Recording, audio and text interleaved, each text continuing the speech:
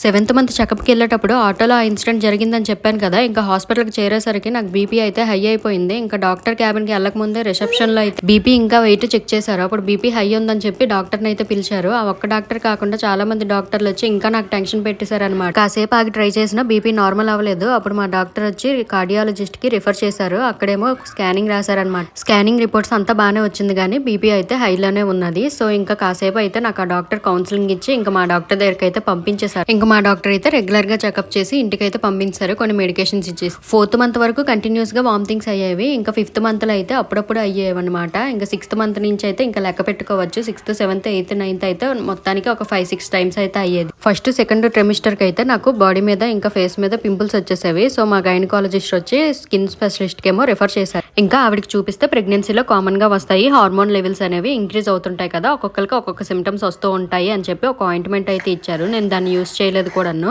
ఇంకా 3rd trimester లో అయితే నాకు అవి తగ్గుతూ వచ్చాయి. 6th మంత్ నుంచి అయితే మేము చండీగఢ్ వచ్చేసాం కదా, ఇంకా ఫుల్ యాక్టివ్ గా ఉండేదాన్ని అనమాట. ఇంట్లో పనులన్నీ ఒక్కదాన్నే చేసేసుకునేదాన్ని. 6th మంత్ వరకు అయితే నాకు బంప్ అనేది ఎంత పెద్దగా ఉండేది కాదు. సో నాకు ఈజీగా ఉండేది అనమాట. 10 రోజుల తర్వాత చెకప్ కి రమ్మన్నారు. Do subscribe for next part.